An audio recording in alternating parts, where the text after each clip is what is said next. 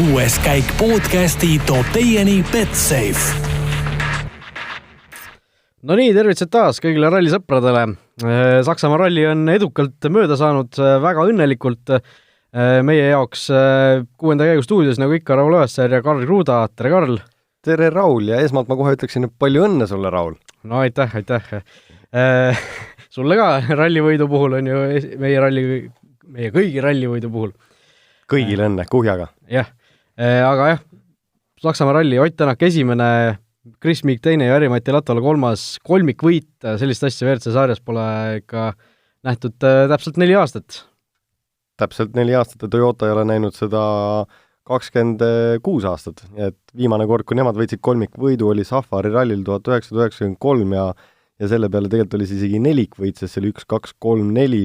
vanadest sõitjatest B-rühma ajastust ja sellegipoolest kõik on väga õnnelikud nii Toyotas, nii siinpool maailma kui sealpool maailma ja just enne seda saadet vaatasime või kuulasime siis Akido Toyota poolt saadetud videot just sellele meeskonnale või üles laetud internetti, kes siis väljendas ka suurt rõõmu selle üle, et mida see meeskond oli seal Saksamaal saavutanud.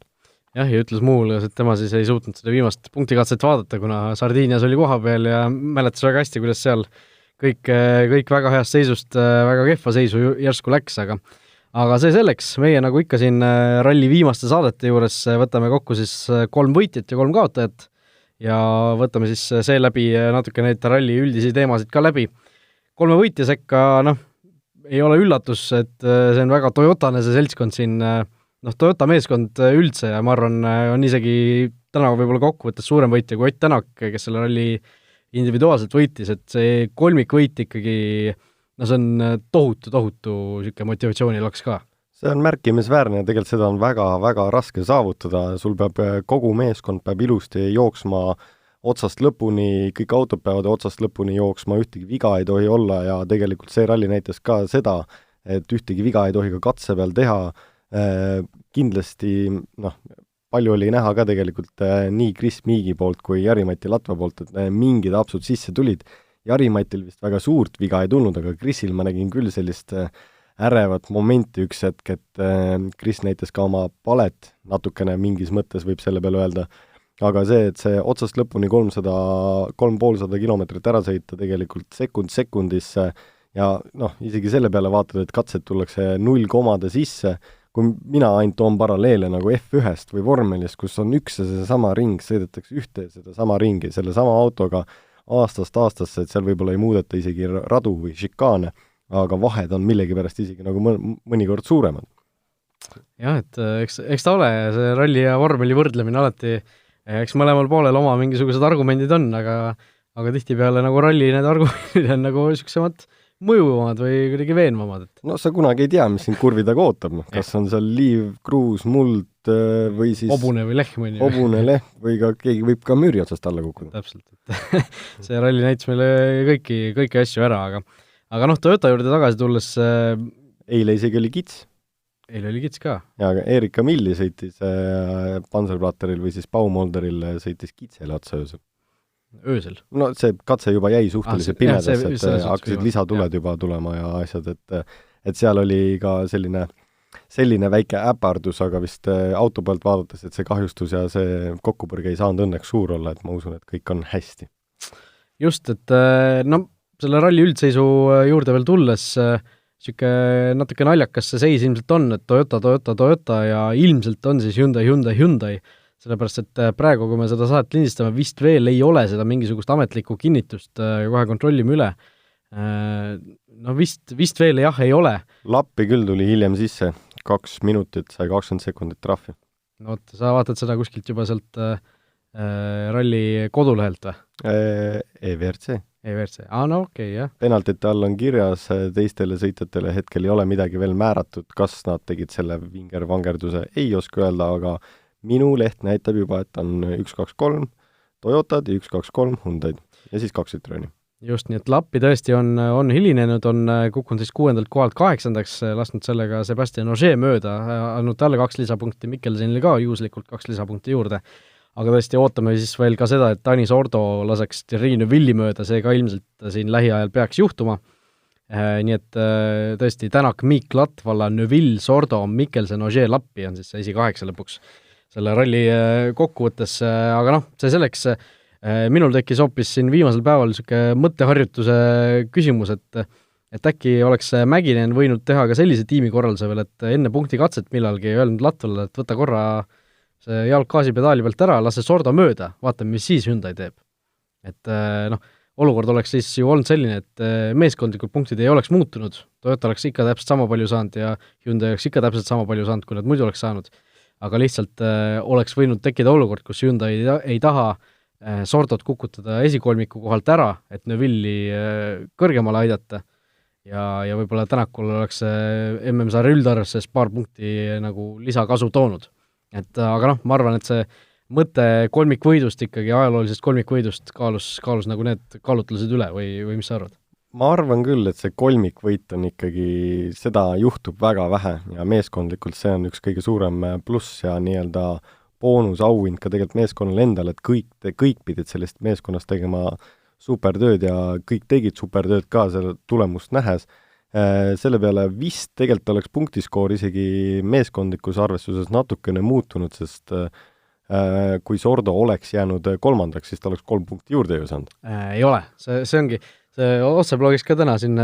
paljud kuulajad kirjutasid, et nii ju ei saa, et Hyundai saaks juurde, aga tegelikult ei saaks, sellepärast et punkte saab ju ainult esimesed 2 igast tiimist, et kui praegu oligi Toyota eest said Tänak ja Miik, eks ju, ja siis Sordo, olemata sellest, et ta lõpetas ralli tegelikult 4. kohaga, ta sai võistkondlikult 3. koha punktid, sellepärast et Latvalat selles olukorras nagu ei arvestata. Ehk seal tegelikult ei oleks vahet, kas Sordo lõpetab 3., 4., 5. kohale, et oleks seal võinud olla ka, ma ei tea, 10 WRC 2 sõitjat vahel, Katsuta, kõik need vahel, ikka oleks Sordo saanud need 3. koha punktid toonud Hyundaile nii-öelda. Täitsa, siis ma isegi mõistan seda see süsteem on tegelikult jabur ja on natuke keeruline võib-olla aru saada, kui ei ole selles nagu süvitsi sees, aga põnevam võiks olla tegelikult tõesti nii, et kui sul on meeskonnas 3 sõitjat ja 3 tugevat sõitjat, et siis see 3. sõitja võtab ka meeskondliku punkte ära, et sa oled nagu meeskondlikult nii palju tugevam. Ütleme, et isegi kui ta ei too punkte, siis ta võtab nagu teistelt natuke ära. Ja. Et ta pigem võtab lihtsalt ära ja takistab teisi aga noh, Andre Adamale see oleks tõesti olnud küsimus või noh, ma arvan, et kas see oleks isegi olnud küsimus lõppkokkuvõttes, Terry Neuvillil on neid punkte vist hetkel rohkem vaja, hetkel Toyota või nii-öelda Hyundai ikkagi juhib meeskondlikku arvestust, aga sealt tänasel päeval tuli siis ka välja või mõned inimesed ümber maailma on siis teinud mingeid arvutusi, kus ütles, et Ott on nii tugevas seisus, et kui Terry Neuville võidaks järgmised 4 etappi ja võidaks kõik punktikatsed, siis Ott, ja kui Ott jääks kõikidel rallidel teiseks ja jääks punktikatsel ka teiseks, siis Ott võidaks ikkagi meistritiitli 1 punktiga. Just nii, et Neuville'i jaoks ei ole enam asjad ainult tema enda käes tegelikult, noh, nii puht teoreetiliselt või statistiliselt, eks ju, et noh, ühelt rallilt on maksimaalselt võimalik saada 30 punkti, ja kui keegi võtab 30 punkti, siis seal on nii-öelda teisel kohal, ehk kui sa saad ralli teise koha ja võtad punktikatselt teise koha, saad 18 + 4 ehk 22 punkti, ehk 8 punkti saad iga ralliga on see võimalik vahe, eks ju, ja praegu on 4 rallit jäänud, 33 punkti vahet, nii et täpselt 1 punkt jääks Tänaku edumaa sel juhul, aga noh, see on niisugune natuke ulmevaldkonda kuuluv arutlus või niisugune teooria, aga noh, no silly season hakkab läbi saama, siin eeldatavasti sõitjad saavad varsti hakkab ikka läbi saama no. Pole ühtegi uudist veel tulnud selle kohta. Jah, selle peale, et see kuidagi septembri keskel oktoobriks üldjuhul Kataluunias küll juba öeldakse välja, kes kus järgmine aasta on, aga ma usun, et siiamaani seda ikkagi hoiad, kui sul on tehtud, sa hoiad seda saladuses, ka üldise meedia ees või ainult nagu omavahelised inimesed teavad, kas kuskil on allkiri all, võib-olla ei tea isegi oma inimesed, sellepärast et samal ajal sul on võimalus ju tegelikult teistes meeskondades võib-olla mingit informatsiooni koguda, mis kellel on plaanis, kuidas edasi minnakse ja nii edasi. Just, aga noh, selle Toyota ja võitja staatuse juurde tagasi tulles, siis huvitav, millega see Tommi Mäkinen nüüd Miigi ja Latvale ära taltsutas, et võrreldes nende eelmiste etappidega ikkagi nemad ka tegid väga niisuguse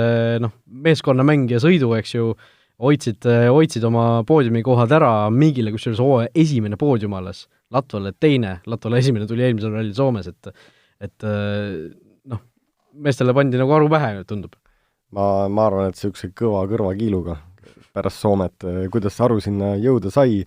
no eks tegelikult sellel etapil ka korra mainisin, et nii Chris Meagil ikkagi juhtus niisugune väike ärev moment olema, et see päris lõpuni välja puhas sõit ei olnud, aga kõige tähtsam ikkagi see, et nad suutsid probleemidest ära hoiduda, nemad ei lõhkunud ühtegi rehvi, väljad on hakanud Toyotal pidama, see on kõik see positiivne külg ja kindlasti Tommi Mäkinenil on niisugune isa roll seal mängus, et tegelikult neid kahte taltsutada ja võib-olla see oli ka, võib-olla seda pandigi nii-öelda suuremalt südame peale, et mida te enam loodate, et meistriks või poodiumile nii või naa ei tule, et need 3 nagu lähevad, et teil on ainult üks eesmärk meid nii-öelda meeskondlikult, sul on võimalik seda tiitlit saada. Üksikisiklikult sa ei saa seda saada või nii-öelda väikse meeskonnaga, siis nagu autosisese meeskonnaga, et kui sa tahad seda ja kui sa oled näljane ja sa tahad seda tiitlit, siis ikkagi tee tööd selle nimel, et sa tuled otsast lõpuni ilma vigadeta, sõida siis natukene rahulikumalt ja kas või lase teistel neid vigu teha ja siis kogu neid punkte nii, nagu koguvad tegelikult need mehed, kes võistlevad praegu individuaalse tiitli peale. Jah, Chris Meek tegelikult tema juurde veel tagasi tulles tõusis 4. kohal siis MM-sarja üldarvestuses, aga enne siis seda tänavust Saksamaa rallit oli ta 12 WRC etappi järjest jäänud poodiumite, kus ta osales, ehk siis seal ei ole arvestatud seda eelmise hooaja teist poolt, kus ta üldse ei osalenud, et tõesti päris pikk paus oli tal seal poodiumi kohtade osas. Aga jah, tõesti, sellega võib kogu Toyota rahule jääda selle nädalavahetusega kindlasti. Selle Oti piduri probleemi juurde me tuleme ilmselt siin veel saate teisest poolest tagasi, kus meil on kuulajate küsimused sellega seotud, aga teine võitja, Ott Tänak ei ole ilmselt mingisugust kahtlust, et tema oli individuaalselt suurim võitja sel etapil, mitte ainult ei võitnud ta rallit, vaid teiste konkurentide ebaõnne tõttu, Neville ja Ogier ebaõnne tõttu sai ta ka siis MM-sarjas tavapärasest suurema hüppe nii-öelda kaugemale teistest, et Neville siis 4. kohaga lõpetas ralli ja Ogier saab vist siis 7. koha nüüd, nii et tõesti kõik on super. Kõik on tõesti super, nii tegelikult Oti jaoks, meeskonna jaoks, seal ei olegi midagi paremat tahta, Ott ja Matu käitusid mis käitusid, nad sõitsid selle nädala vahetusel väga hästi, esimestel päevadel oli näha, et see pinge on suur, kiirust oli väga palju, pingutati kõvasti, Ott on mentaalselt väga tugev isik ja loomus ja seda on väga palju WRC-s öeldud ka, viimasel ajal, kui sa vaatad, kui ta annab intervjuus ja asjad, siis ta on 2 jalaga alati korrektselt maa peal ja kui need päevad läbi saavad, et siis ta võib-olla sulle väikse killukese annab, et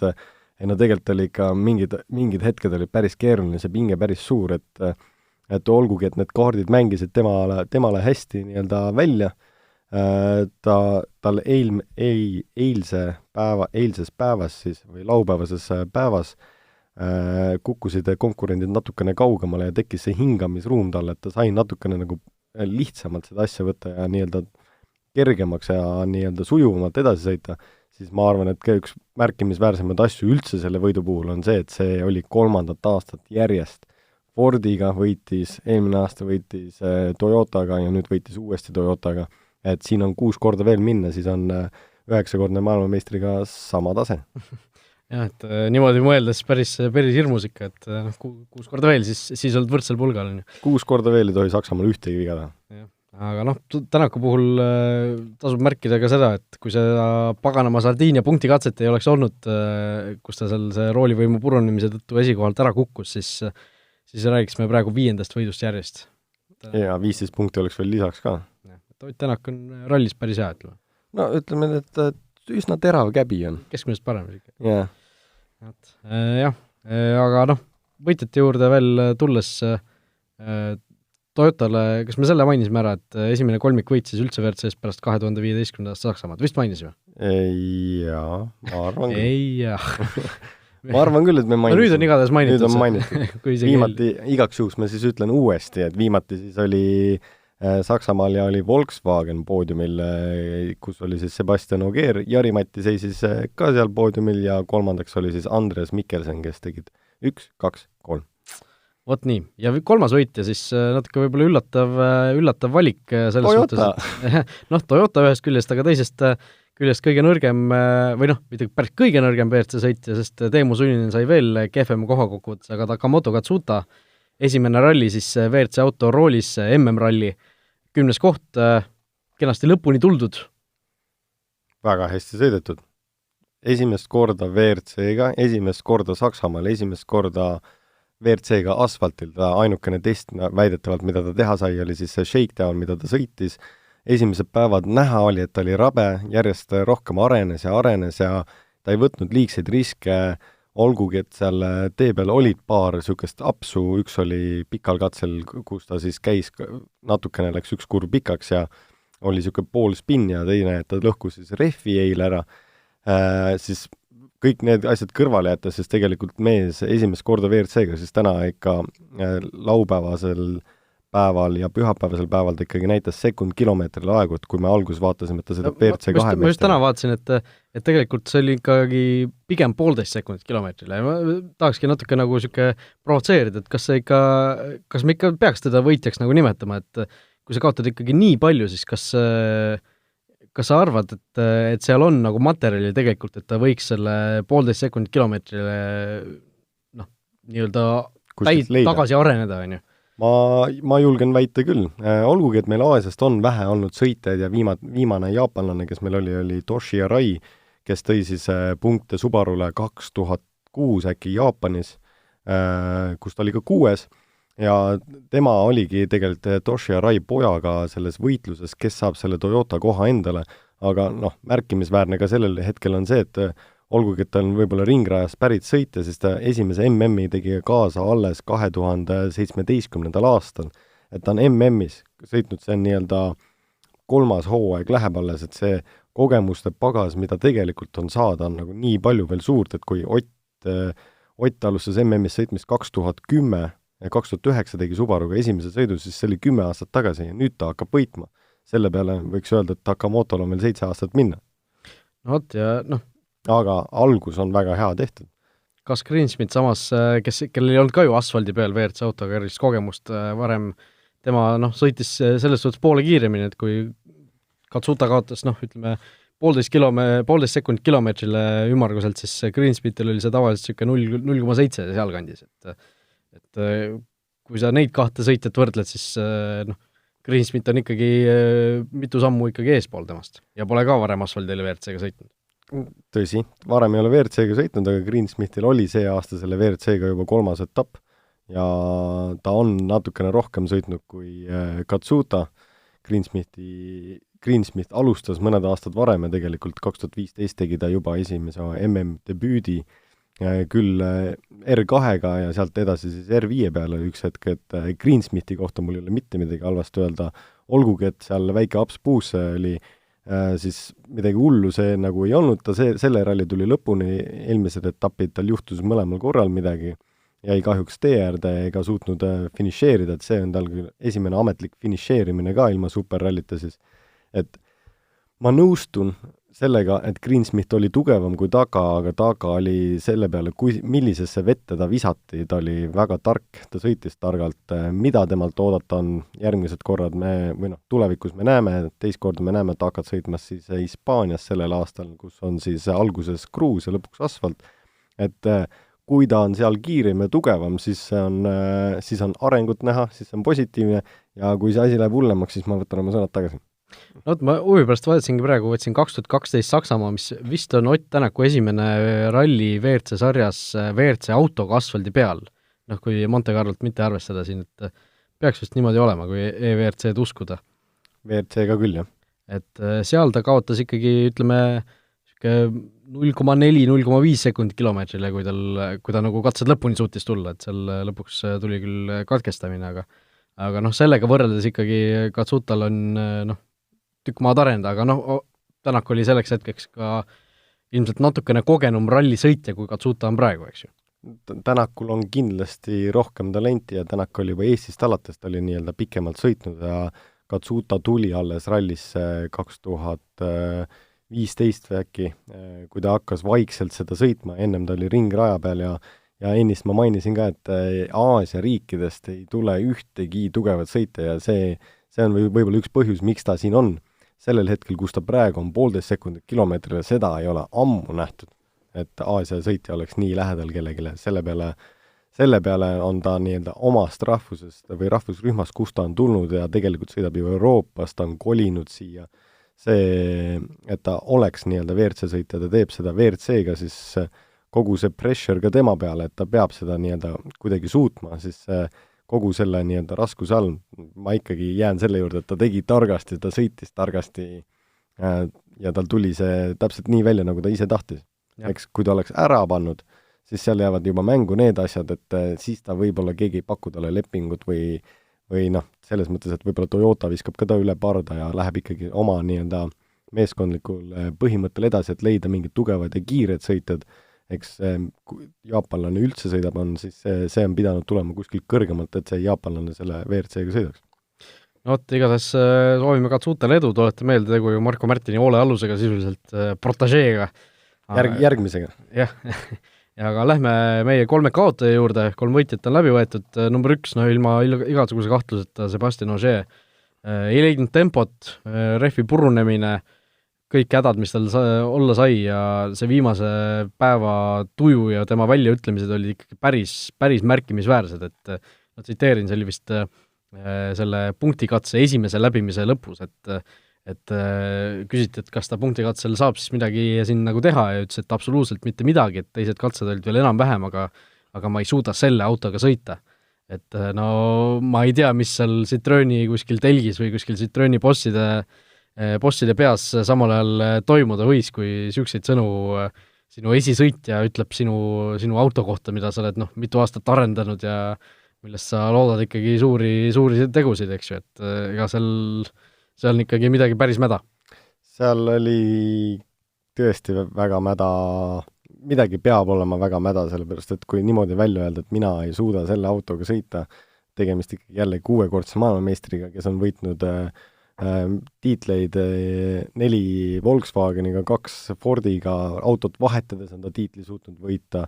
nüüdseks siis Citroeni peale, mis oleks ka omamoodi suht ajalugu olnud, kui ta suudaks seda järjestikku teha,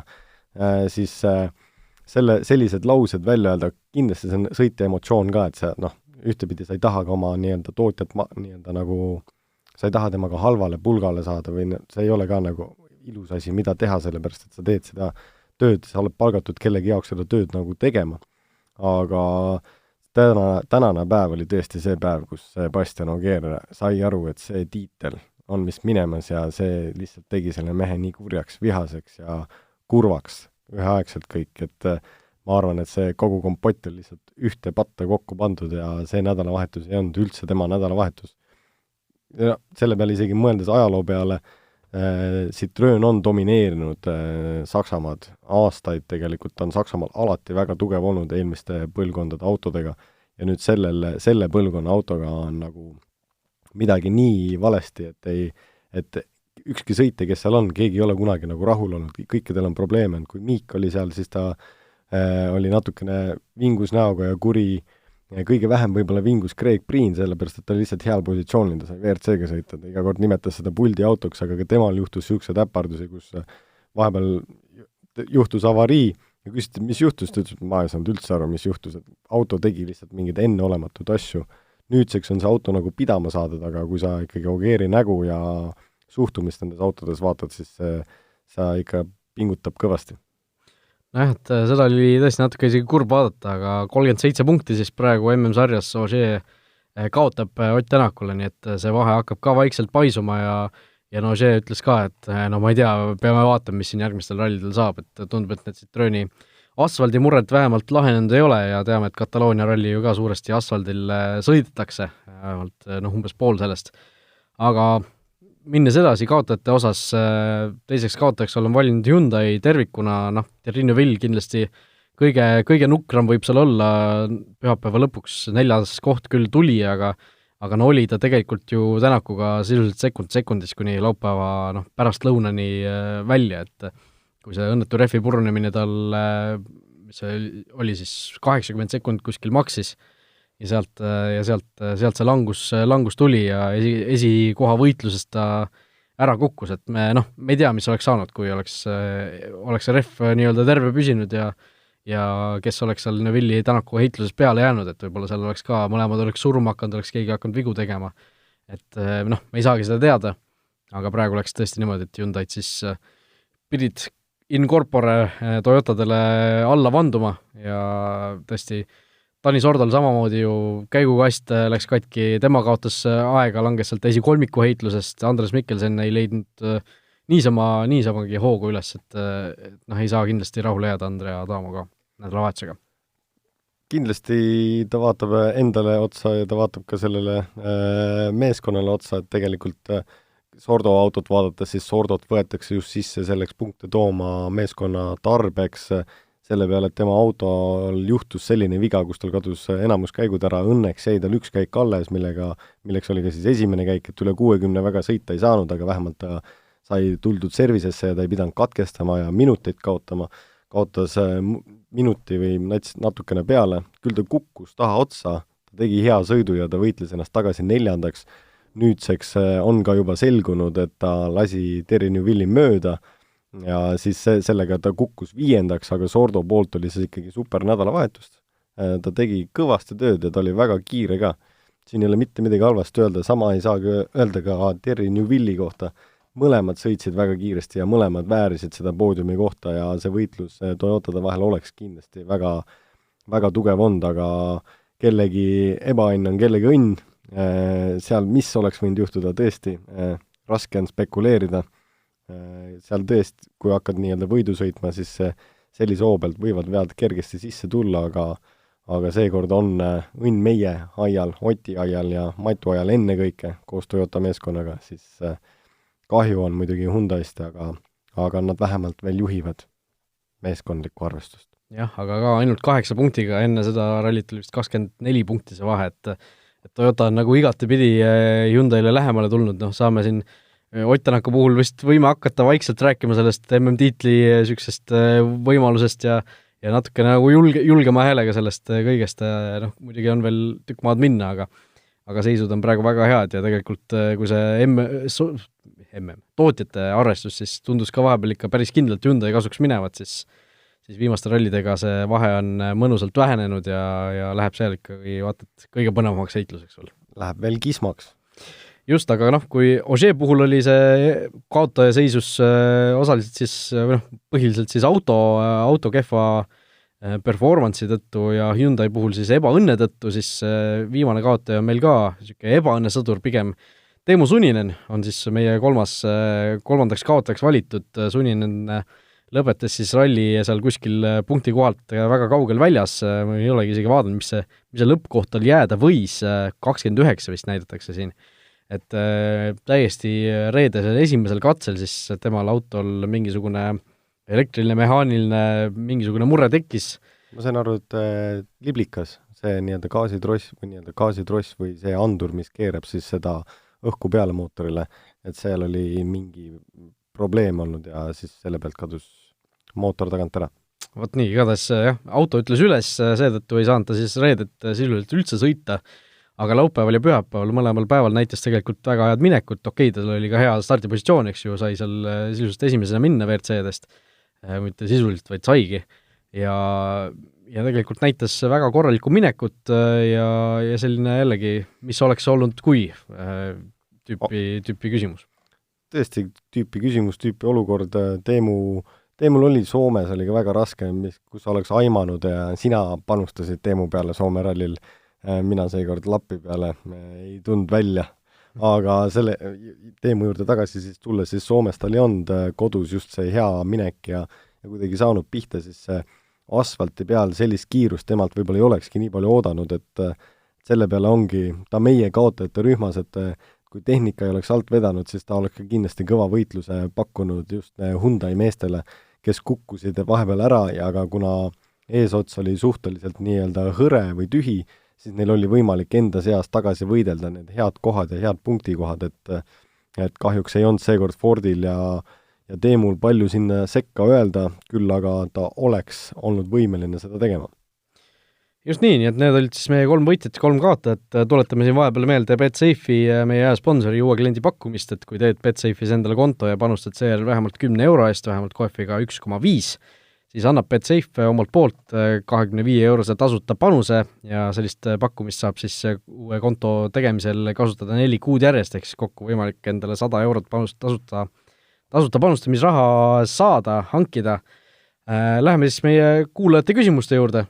Ja neid on ka siin omajagu taas kord, vaatame palju me siit jõuame võtta, võib-olla 1-2, meil on ju pool tundi siin juba täis tiksunud. Marek küsib pidurite kohta, nagu me enne lubasime, siis piduritest räägime siin sektsioonis natuke, et mida teeb Takamoto Katsuta teisiti, et ainult tema autol pidurid vilisevad ja mida pidas siis Mats Ösberg silmas, kui ütles, et kasutab erinevaid piduriklotse, et kas erinevatele ratastele paigaldatakse erineva nakkega klotsid? Mitte päris erinevatele ratastele, üldjuhul sa ikkagi paned, sa võid valida esimesed ja tagumised, et mingitel autodel ongi see, et sa saad ainult piduriklotsidega, saad näiteks N-rühma autodel on see, et sa saad piduriklotsidega muuta pidurdustugevust, klotside, see sõltub sellest, et millise seguga see klots tehtud on, kas ta võtab kõvemini või pehmemini, kas nad kuumenevad kiiremini üle või aeglasemalt, et need kõik mõjutavad ja mängivad seal rolli. Takast rääkides, siis ta võib-olla kasutabki selliseid klotse, mis on natukene pehmemad ja mugavamad sõiduks, et ta tuli esimest korda WRC-ga, et ta ei kasutanud võib-olla seda tippmudelit, et need pidurid tal ära ei kaoks, sellepärast et see võib olla ka üsna keeruline mure, kui sa valesti pidurdad ja gaasi kasutad keset katseid, sest mõnel katsel on keskmine kiirus nii aeglane, et õhk ei voola sealt läbi, pidurid lähevad nii kuumaks, et õli läheb kuumaks ja siis on pedaal sul pehme ja siis ta tekitab teistmoodi ebamugavust ja klotsidest selle peale veel rääkides, siis klotse ikkagi palju testitakse ka selle peale, et WRC-d ja R5-d saavad keerata pidurikraane vastavalt survele, kas esimesed või tagumised pidurid, siis päris erinevaid klotse erinevatele ratastele ei panda, küll aga selle peale muundatakse võib-olla, et kas sa paned esimesed ja tagumised erinevad klotsid, et need klotside haarduvus, tugevus on midagi, mis mõjutab seda pidurdust seal autos, et kui sul on kruusa peal liiga pehmed klotsid ja nii kui sa pidurit paned, siis ta kohe haarab kinni ja jookseb rattad plokki, et see ei ole see, mida sa otsid, et sa tahaksid natukene pehmemat lähenemist, aga see oleneb palju just sõitja enda jala tugevusest või sellest kuidas ta pidurdab, et sa pead sellele nagu hea punkti leidma. Ja tuleme selle Oti probleemi juurde ka, niisugune tõsine perfektsionist, et pärast seda, kui oled jälle kord see ralli võitnud, MM üldsarjas oma edu suurendanud, siis vaata, et esimene asi, mis tal meeles oli, et pagan ikka, et ei saanud sinna viimasel katsel suruda, et probleem oli, et see piduri mured, et midagi ta ütles, et seal vist ühe piduriga sai umbes pidurdada või? Ta ütles, et tal on ainult üks esimene pidur millegi pärast. Mis seal juhtus, mul ei ole õrna aimugi, et ka selle peale ma ei oska midagi selle peale öelda, seda infot mul ei ole, aga seal võib samamoodi olla tingitud lihtsalt erinevatest väikestest faktoritest, kas kuskil voolikutes jäi õhk vahele või tekkis kuskilt õhk vahele, kas midagi on saanud kuskilt pihta, miks tal niimoodi oli, siis ma ei tea, samas kui sa vaatasid seda viimast katset, siis oli näha, et mõnda tagasipööret oli tal päris raske võtta või kuidagi ei saanud saba välja, et saaks nagu õige nurga all minema, samas mõnes teises tagasipöördes nägid, et kui tugevalt käsipidurit tõmbas, et siis tõmbas ikka tagumised rattad ka plokki, et ma arvan, et sellel esimesel piduril lihtsalt oli kõige rohkem jõudu ja teised tegid seda hästi nõrgalt või kehvalt, et see on lihtsalt nii ebamugav, et sa ei usalda seda autot ja seda ka, et see võib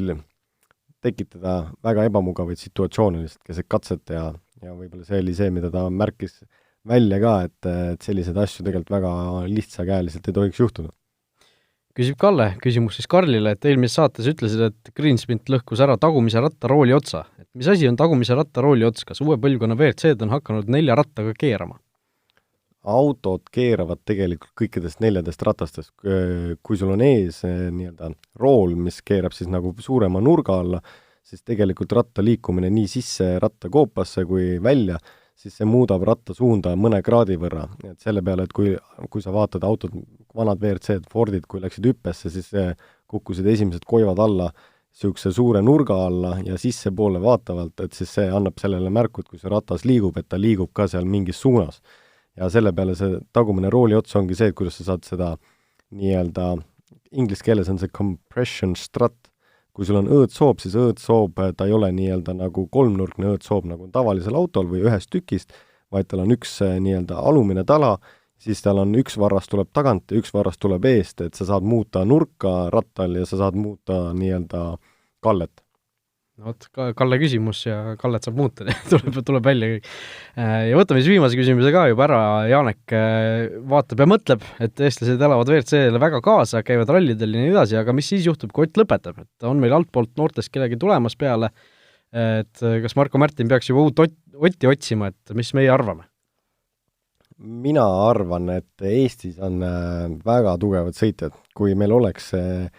riiklik spordirahastus või tegelikult rahastus ka sellele, et minna sinna WRC sarja, siis päris mitmed sõitjad on näidanud aega mööda, et me oleme võimelised seda tegema. Nii Egon Kaur, kes käis Ott WRC-d sõitmas, nii Sander Pärn, kes tegelikult isegi võttis selle tiitli ja võitis 7 etappi R5-ga, Ott, kes siis on pürgimas tegelikult lõpetama Sebastianite Reini, et aitab nendest seebidest ja võib-olla siin aasta lõpus tähistame hoopis uut nime ja loodetavasti mitmed aastad järjest, siis no ma endas ka rääkimata, et ma tahtsin just mainida, et üks mees istub üle laua, kes on ka väga heal tasemel ju sõitnud hästi. Et meil kõigil on tegelikult võimu ja neid sõitjad on palju, samamoodi Eesti nii-öelda noorematest tasemetest praegu Ken Tornge ja Roland Poom, kes käivad seal sõitmas ja neil tuleb ka tegelikult hästi välja. Meil jääb see asi väikse riigi taha, väikse nii-öelda kogemuse taha,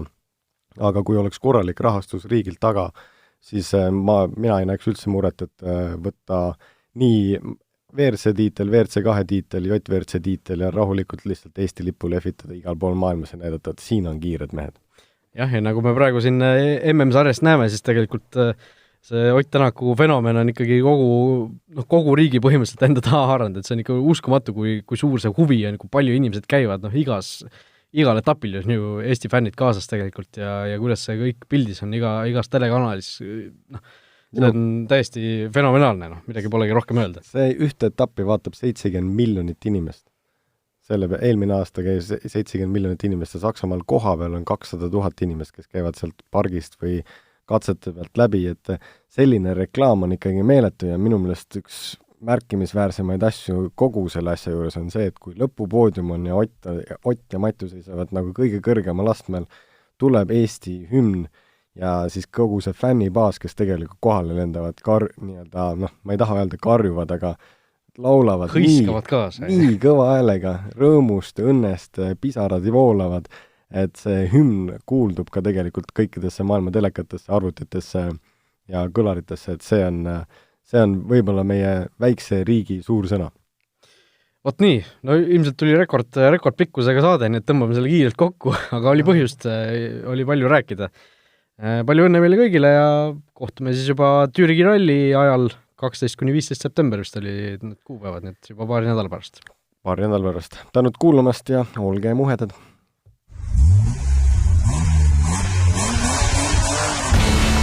Kuues käik podcasti tõi teieni Betsafe.